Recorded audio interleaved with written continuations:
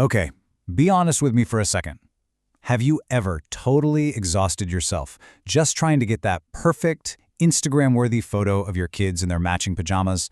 Well, welcome to this explainer. Today, we're unpacking a really fascinating piece of source material that dives deep into the completely exhausting world of Instagram-perfect motherhood, and more importantly, what actually happens when you finally decide to stop performing for the camera. So let's start by looking at this aesthetic trap we've all kind of fallen into, this need to prove you're doing a good job. The source points to what it calls the curated feed checklist. You know the drill, the elaborate themed birthday photos, the perfectly coordinated holiday PJs, the artisanal flat lay of a school lunch. I mean, we're talking about taking the time to cut fruit into literal little stars. And look, the author is the first to admit she's not judging the version of herself that did all this. Wanting to show the world that you're trying is a totally human desire, but man, it comes with a seriously heavy price tag.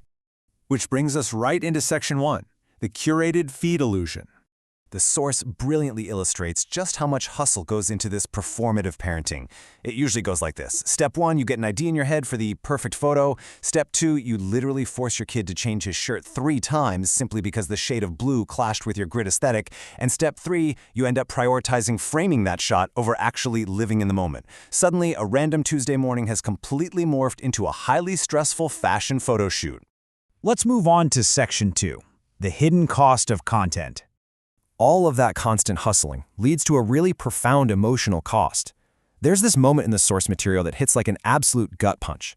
The author admits, "I missed my daughter's actual face blowing out the candles because I was getting the shot." Just think about that for a second.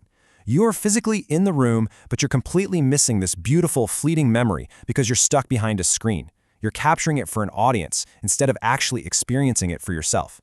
And that leads to a massive light bulb moment for the author. She asks herself, when was the last time we just did something without me framing it first? It's a moment of absolute clarity. That relentless mental content audit, constantly calculating angles and lighting, just becomes way too loud to ignore anymore. It's the realization that the performance of being a mom has completely overshadowed the actual reality of parenting. So what happens when we drop the act? Let's look at Section 3, the uncurated reality. The source outlines this incredible before and after transformation. On one hand, you have the curated mother. She's running nonstop mental audits, trying to frame every single moment before it even happens. But then contrast that with the uncurated mother. She's relaxed, she's actually living in the moment, and honestly, the most striking detail in all of this? Her kids literally stopped looking for the phone. Once that heavy performative pressure vanishes, the whole family can finally just take a breath and relax. And that perfectly sets up Section 4, present over perfect. Now, here is where the source material reveals a truly fascinating irony. When you actually look at audience responses, carefully curated perfection performs significantly worse than the real, tired, hey, we survived kind of stuff. The uncurated, messy reality gets a far stronger response than anything aesthetically flawless ever did. Why? Because people simply don't connect with perfect. They connect with real. Which brings us to the core thesis of this entire explainer. As the author so beautifully puts it, your kids don't need a content-ready childhood. They need a present parent. Stepping out of the frame and back into the actual moment is hands down the greatest gift you can give your kids. Because at the end of the day, it's not about the visual aesthetics of the memory. It's about your actual presence within it.